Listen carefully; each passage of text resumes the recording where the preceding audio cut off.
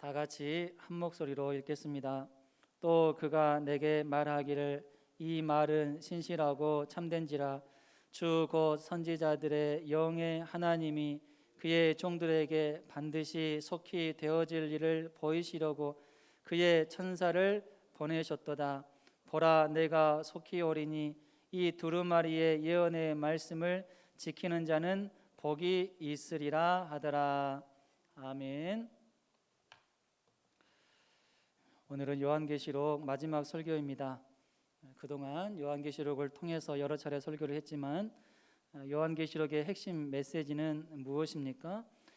하나님께서 경고하시고 준비하신 그 재앙을 받는 대상이 되지 말고 오히려 하나님께서 준비하신 하늘나라 천국을 상속받는 백성이 되라는 것입니다.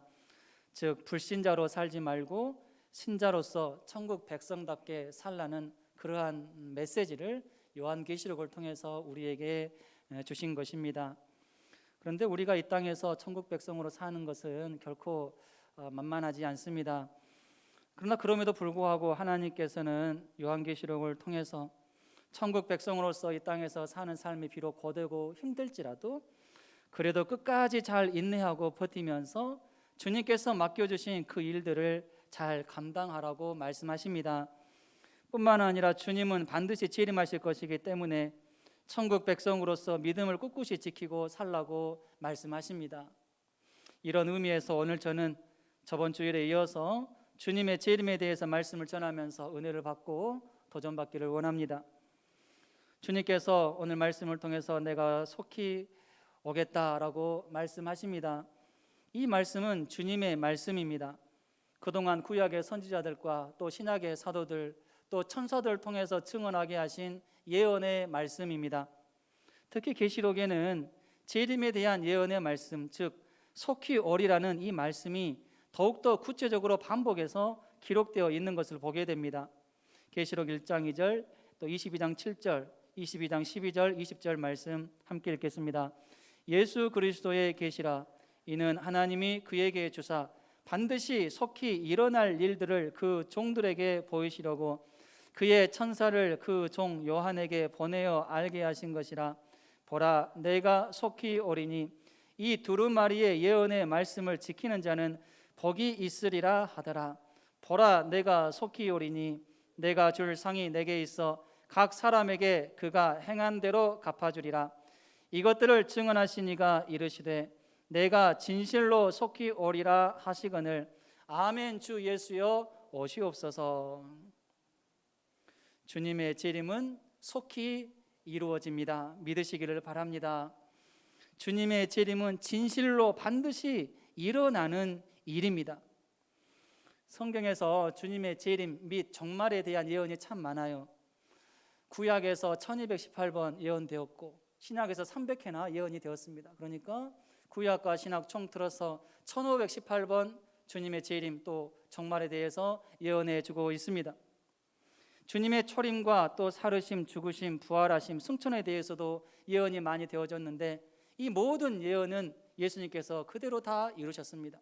십자가상에서 죽으실 때 다 이루었다라고 말씀하셨는데 그 말씀은 결국 주님께서 이 땅에 태어나실 때부터 죽으실 때까지 관련된 모든 그 예언의 말씀을 이루셨다라는 말씀이죠. 죽으신 것뿐만 아니라 부활하신 것 그리고 승천하신 것에 관련된 성경의 모든 예언의 말씀도 예수님께서 정확하게 이루셨습니다. 여러분, 그렇다면 이제 남은 한 가지 일, 주님의 재림은 어떨까요? 주님의 재림 또한 분명하게 그 예언의 말씀이 정확하게 이루어진다라는 사실을 믿으시기를 바랍니다. 주님의 재림은 반드시 완벽하게 진실로 이루어지게 되어 있습니다. 주님은 거짓말 하시는 분이 아니십니다. 주님께서 한번 하신 말씀은 정확하게 반드시 이루시는 분이십니다. 우리는 이러한 주님의 재림을 확실하게 믿을 수 있어야 됩니다. 주님의 재림이 반드시 일어난다라는 이 사실을 확실하게 믿는 자야말로 인내할 수 있습니다. 여기서 인내라고 하는 이 단어는 끝까지 믿음을 지키는 것을 의미합니다. 어떤 어려운 고난과 환경이 나에게 찾아온다 할지라도 끝까지 믿음을 포기하지 않고 인내한다라는 그러한 의미입니다. 사실 믿음이 없는 사람들, 불신자들 중에도 어려운 상황이 닥치고 그 고난에 휩싸여 있을 때, 그럼에도 불구하고 믿음이 없음에도 불구하고 긍정적인 마인드를 가지고 잘 견디고 버티고 인내하는 사람들 많습니다. 그런데 여기에서 인내라고 하는 이 말은 그냥 인내하는 것이 아니라 믿음을 지키고 유지하는 가운데서 인내한다라는 그러한 말씀입니다. 이러한 믿음을 지키고 인내하는 사람은 선한 일을, 즉 하나님이 기뻐하시는 일과 삶을 하다가 고난을 당하는 것을 악한 일을 하다가 고난을 당하는 것보다 낫게 여기면서 인내하게 되어 있습니다. 노아의 인내, 욥의 인내, 사도 바울을 비롯한 초대교회 성도들의 인내가 바로 여기에 해당됩니다. 주님의 재림은 믿는 자들에게 있어서 어떤 날일까요? 신원의 날이고 위로의 날입니다. 믿으시기 바랍니다.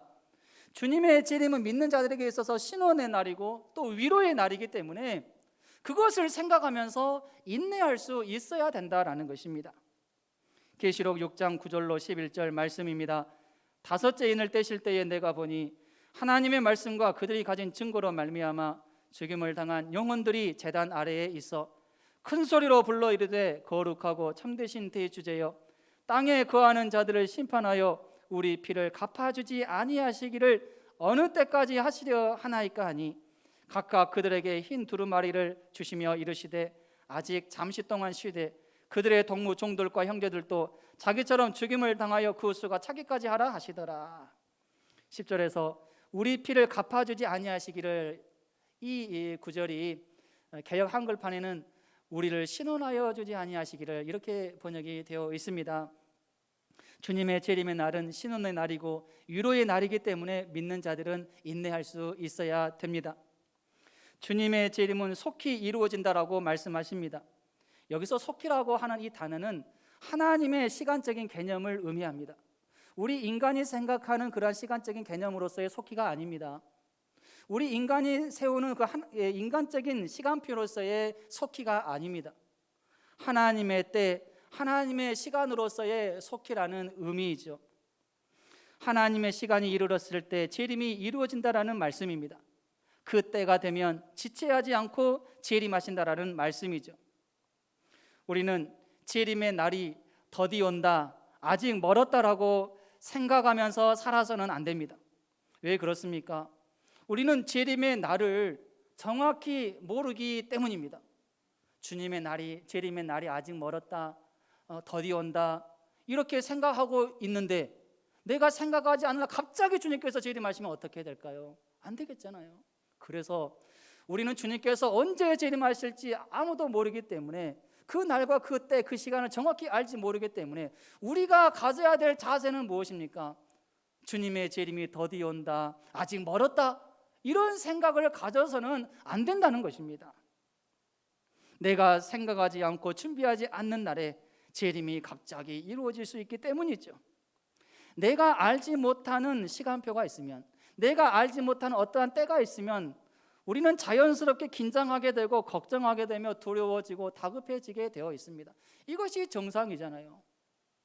주님의 재림 우리가 언제 일어날지 잘 알지 못하니까 다급해하고 또 긴장하는 마음 가져야 되는 것 정상입니다. 너무 안일하게 있어서는 안 된다라는 것이죠. 예를 들어서 지금 내가 죽을 병에 걸렸고 병원에서는 사형 선고를 내렸다라고 가정해 봅시다. 의사는 대략 몇 개월을 얘기했을 수 있습니다. 그러면 그 몇 개월이 정확할까요? 의사가 말한 대로 정확하게 몇 달 후에 임종하게 되는 걸까요? 아닙니다. 그 전에 임종할 수 있고 그 후에 임종할 수도 있습니다. 또 더 오래 살 수도 있어요. 그리고 사형 선고를 받는 그 환자는 어떨까요? 남은 기간이 정확히 언제일지는 모르지만 그 기간 동안 살기 위해서 할 수 있는 일을 최선을 다해서 할 것이고 최대한 시간을 아끼고 의미 있게 보내려고 노력할 것입니다. 물론 정반대의 경우도 있겠죠. 어차피 죽을 인생 다 그냥 포기해야 되겠다, 절망 가운데 살 수도 있을 것입니다. 주님의 재림의 날을 대하는 자세도 마찬가지라고 생각합니다. 그날과 그때는 우리가 정확히 알 수 없습니다. 그러나 하나님께서는 말씀을 통해서 재림의 날에 대한 여러 가지 사인과 경고를 주셨어요. 마지막 날 재림 전에 어떤 일들이 일어날 것인지에 대해서 말씀하셨습니다. 재림은 점점 가까워지고 있습니다. 우리가 주님의 재림을 정확히 언제 맞이할지 모르지만 중요한 것은 재림이 이루어지기 전까지 나에게 주어진 그 시간이 얼마 되는지 알 수 없기에 주어진 시간 안에서 최선을 다해서 의미 있게 보내려고 하는 자세가 있어야 된다라는 것입니다. 우리 모든 사람은 하나님 앞에서 사형 선고를 받은 자임을 알아야 됩니다. 꼭 병원에서 내가 사형 선고를 안 받았다라고 해서 태평하게 살아서는 안 된다라는 거죠. 이미 하나님께서 모든 인간들 향해서 사형 선고를 내리셨어요. 비록 병원에서는 사형 선고를 받은 적은 없지만 병원에서 사형 선고를 받은 자보다 더 오래 산다라고 장담할 수 있습니까? 장담할 수 없습니다. 때문에 우리 모든 성도들은 하나님 앞에서 항상 겸비함으로 깨어 있어야 된다라는 사실을 믿으시기를 바랍니다. 베드로후서 3장 9절로 10절 말씀 함께 읽습니다. 사랑하는 자들아, 주께는 하루가 천년 같고 천년이 하루 같다는 이 한 가지를 잊지 말라. 주의 약속은 어떤 이들이 더디다고 생각하는 것 같이 더딘 것이 아니라 오직 주께서는 너희를 대하여 오래 참으사 아무도 멸망하지 아니하고 다 회개하기에 이르기를 원하시느니라.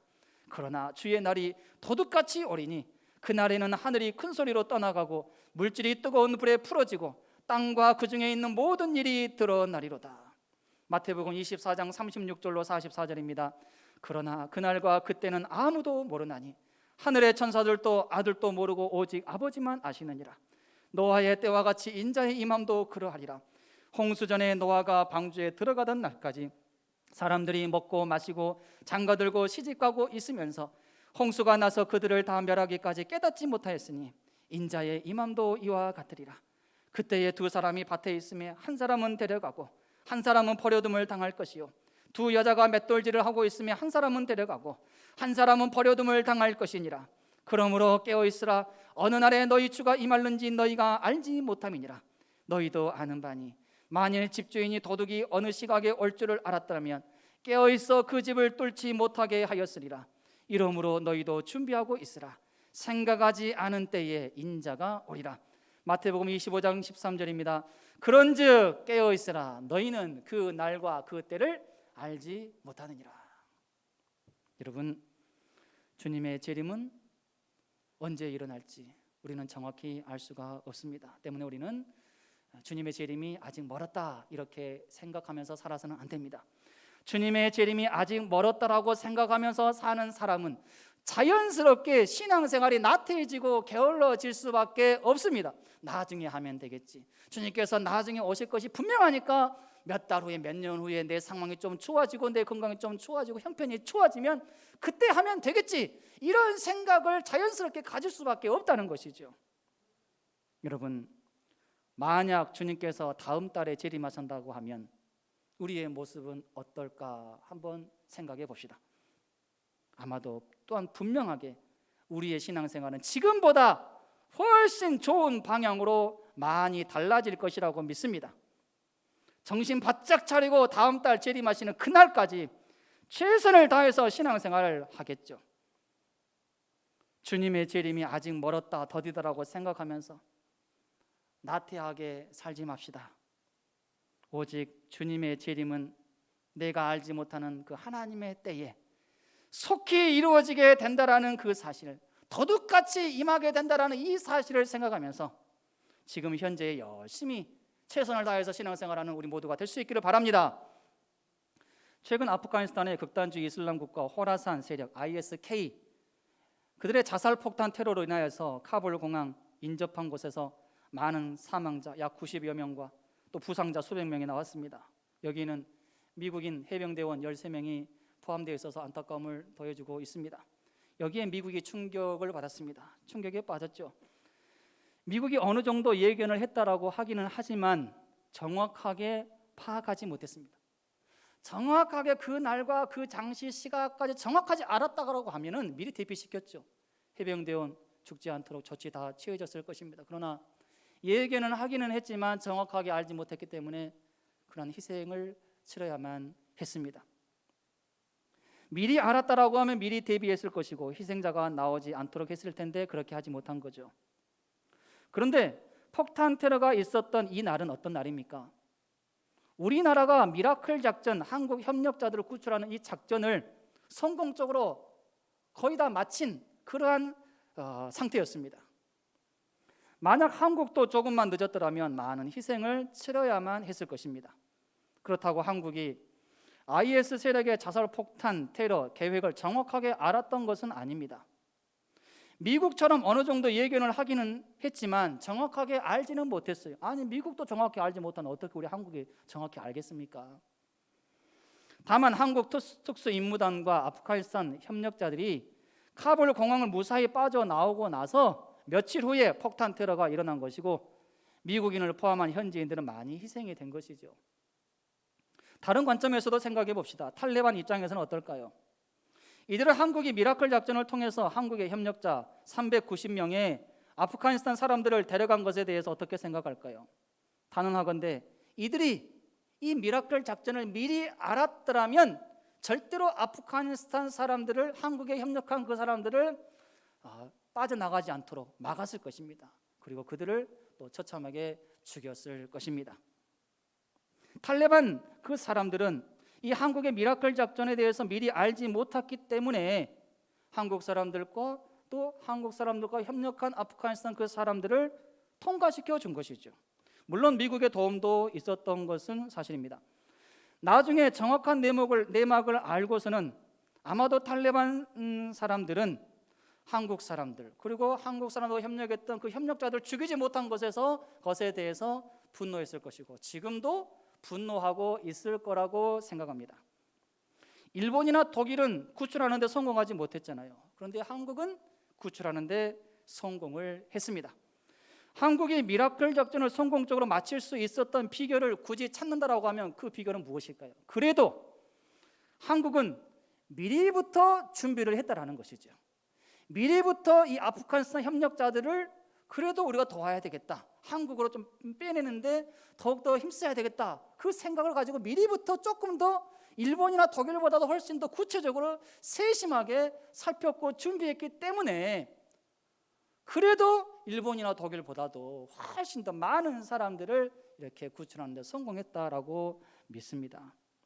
여러분, 우리가 항상 최선을 다하고 준비하는 이러한 자세가 얼마나 필요한지 우리에게 보여주는 사건이라고 생각을 합니다. 예수님께서는 내가 진실로 속히 오리라 계속해서 우리에게 말씀을 하십니다. 오늘 말씀 또 22장 제일 마지막에 보면은 이 주님의 말씀에 이렇게 반응하는 무리들이 나옵니다. 아멘 주 예수여 오시옵소서. 아멘 주 예수여 오시옵소서라고 반응하는 무리들이 나오는데 이렇게 반응하는 무리들은 누구입니까? 천국에 있는 영혼들입니다. 지금 천국에 있는 영혼들과 영적 존재들이 내가 진실로 속히 오리라는 이 주님의 말씀에 이렇게 응답을 하고 있는 거예요. 아멘 주 예수여 속히 오시옵소서. 여러분 한번 생각해 보세요. 천국에 있는 영혼들은 그야말로 지금 천국에 있어요. 우리가 지금 그토록 거대하고 사모하는 천국에 지금 있는 존재들입니다. 천국에 있는 영혼들이에요. 그런데 그들이 지금 거대하고 있는 것이 뭐라고 말씀하고 있습니까? 아멘 주 예수여 속히 오시옵소서. 지금 주님의 재림을 고대하고 있는 것입니다. 우리가 생각할 때는 아니 지금 천국에 있는 영혼들은 그야말로 천국에 있으니까 부러울 것이 없고 너무나도 지금 행복할 텐데 아니 그들이 지금 고대하는 것이 있다라는 것이 이해가 잘 안 될 수 있습니다. 그렇잖아요. 그런데 그들은 무엇을 고대하고 있나요? 주님의 재림을 고대하고 있는 것입니다. 아멘 주 예수여 속히 오시옵소서. 왜 천국에 있는 영혼들과 영적 존재들이 아멘 주 예수여 오시옵소서 주님의 재림을 그렇게 고대하고 또 고대하는 것일까요? 첫 번째 이유는 주님의 재림 때가 되면 더 큰 영광이 주어지기 때문입니다. 어떤 영광이 주어질까요? 육체의 부활을 하게 되는 영광입니다. 할렐루야.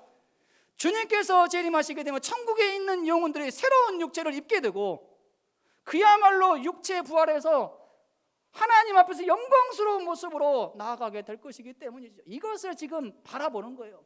지금 천국에 있는 영혼들이 육체의 부활을 바라보면서 주님의 재림을 고대하고 빨리 오시옵소서, 육체의 부활 빨리 하고 싶습니다, 이러한 마음으로 지금 하나님 앞에 간구하고 있는 것이죠.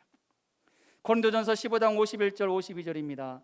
보라, 내가 너희에게 말하노니 우리가 다 잠잠할 것이 아니요 마지막 날에 순식간에 호련히 다 변화되리니 나팔 소리가 나매 죽은 자들이 썩지 아니할 것으로 다시 살아나고 우리도 변화되리라.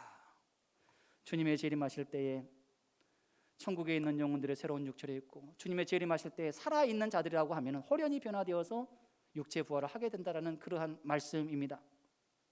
천국에 있는 영혼들이 그렇게 주님의 재림을 고대하는 두 번째 이유는 육체 부활을 한 후에 그리스도와 더불어 1000년 동안 왕노릇하게 될 것이기 때문입니다. 몇 년 동안요? 1000년 동안 주님과 더불어서 1000년 동안 왕노릇하는 이러한 영광이 주어지기 때문에 그것을 고대합니다. 계시록 20장 4절로 5절 말씀 함께 읽습니다. 또 내가 보좌들을 보니 거기에 앉은 자들이 있어 심판하는 권세를 받았더라. 또 내가 보니 예수를 증언함과 하나님의 말씀 때문에 목배임을 당한 자들의 영혼들과 또 짐승과 그의 우상에게 경배하지 아니하고 그들의 이마와 손에 그의 표를 받지 않은 자들이 살아서 그리스도와 더불어 1000년 동안 왕노릇하니 그 나머지 죽은 자들은 그 1000년이 차기까지 살지 못하더라. 이는 둘째의 부활이라. 여기서 그 나머지 죽은 자들은 불신자들을 가리킵니다. 이 불신자들에게 기다리는 것은 무엇입니까? 둘째 부활인데, 둘째 부활이 좋은 의미의 둘째 부활이 아니라 둘째 사망입니다. 둘째 사망, 불못에 떨어지는 사망입니다. 오직 믿는 자들에게만 첫째 부활, 1000년 동안 왕노릇하는 권세가 주어지는 거예요. 그렇기 때문에 주님의 재림을 고대하는 거죠. 세 번째 이유는 무엇일까요? 새하늘과 새 땅에 들어가고 누리는 영광이 있기 때문입니다. 새하늘과 새 땅에서, 새라는 이 단어는 질적으로 새로운 것을 가리키는 의미에서 그 단어입니다. 그야말로 질적으로 완전히 다른 새 질서의 창조가 일어나게 된 것이죠. 새하늘과 새 땅은 하나님께서 임재하사 그분의 통치가 온전히 이루어지는 곳이고 도덕적이며 영적인 곳임을 우리에게 말해줍니다. 계시록 21장 1절입니다. 또 내가 새하늘과 새 땅을 보니 처음 하늘과 처음 땅이 없어졌고 바다도 있지 않더라. 이 새하늘과 새 땅을 바라보면서 주님의 재림을 고대하는 것입니다. 네 번째 이유는 거룩한 성 새 예루살렘에 들어가는 영광이 있기 때문입니다. 새 예루살렘에서 어떤 영광을 누리게 될까요? 계시록 21장 2절로 4절에서 잘 설명해 줍니다. 함께 읽습니다.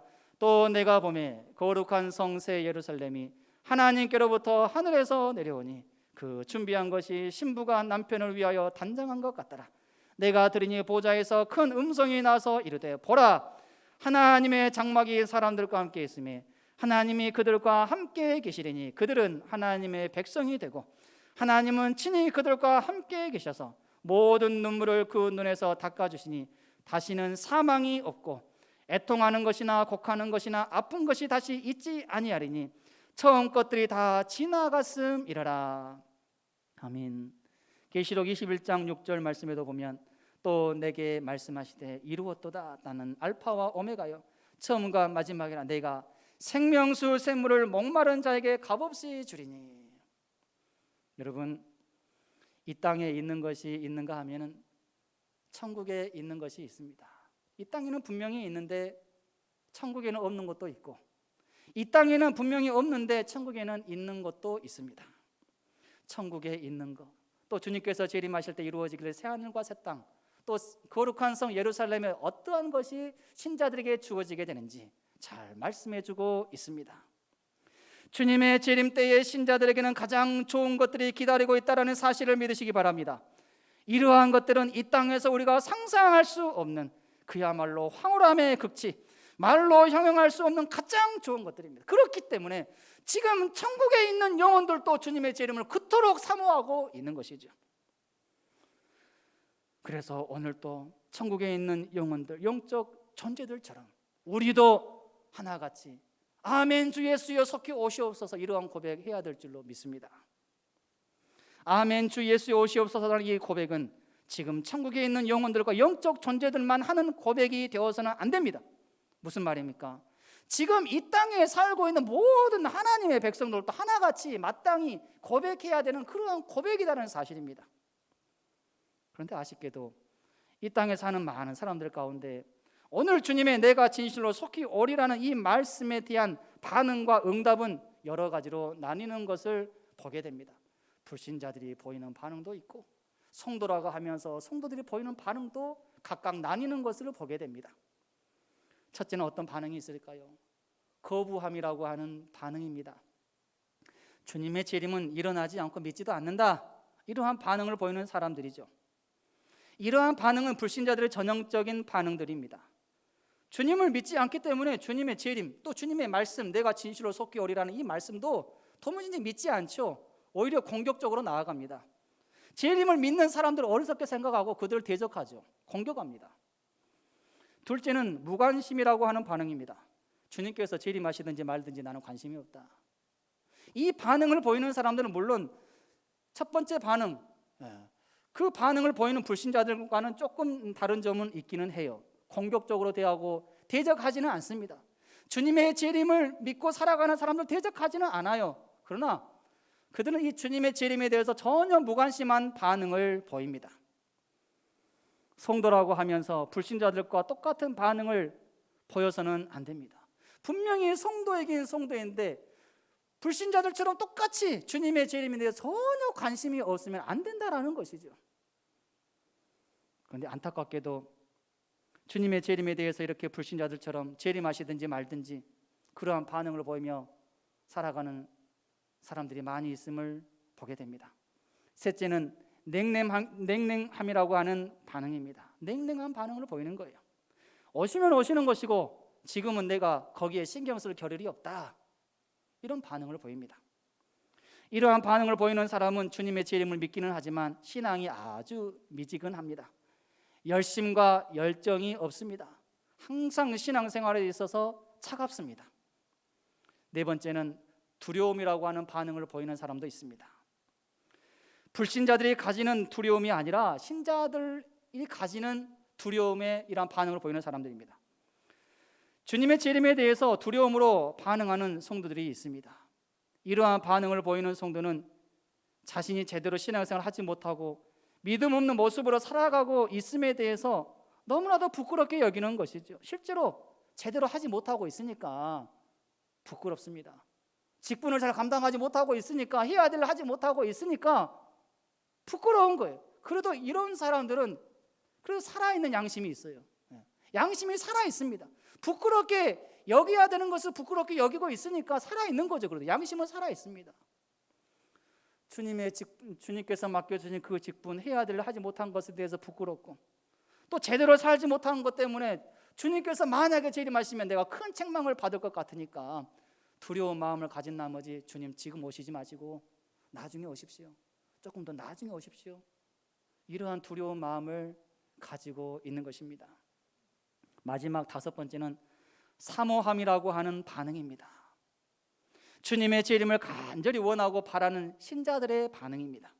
이들은 천국의 영혼들과 영적 존재들처럼 주님의 재림에 대해서 아멘 주 예수여 속히 오시옵소서라고 반응하는 간절한 마음이 있습니다. 이들이 이렇게 반응할 수 있는 이유는 무엇일까요? 지금 현재 최선을 다해서 믿음 생활하고 있기 때문입니다. 지금 현재 내가 최선을 다해서 믿음 생활을 하지 못하고 있다고 하면 그런 사람들은 절대로 이렇게 반응하고 고백할 수 없습니다. 이것은 교만함이 아닙니다. 교만한 사람이 이렇게 말할 수 있는 것이 아닙니다. 아멘 주 예수 오시옵소서 이렇게 말하는 사람이 교만한 사람이라고 말할 수 없어요. 지금의 삶이 너무나도 고되고 힘들지만 그럼에도 불구하고 끝까지 주님을 사모하고 맡은 일에 충성하며 믿음을 지키면서 열심히 신앙생활 하는 가운데 지금 살고 있으니까 그러한 마음에서 나오는 사모함입니다. 주님, 제가 믿음을 지키며 열심히 살고 있는 가운데 너무나도 힘이 들고 어렵습니다. 그러나 주님께서 재림하실 때가 되면 그때는 위로의 날이고 상급의 날이 되기 때문에 주님 그 날이 빨리 되었으면 좋겠네요. 제가 지금 너무나도 힘이 듭니다.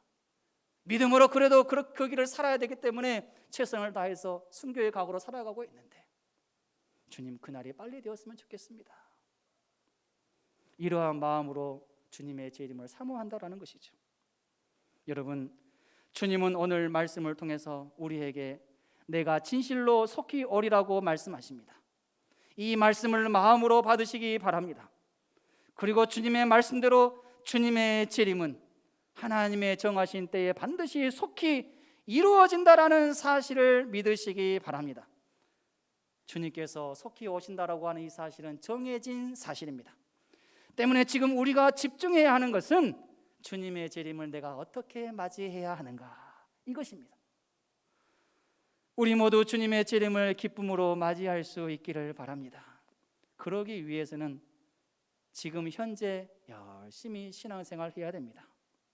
아멘 주 예수여 오시옵소서라는 이 고백과 반응으로 평상시에 살아갈 수 있어야 됩니다. 우리에게 시간이 그리 많이 주어진 것이 아닙니다. 이 사실을 항상 생각하면서 살아야 됩니다.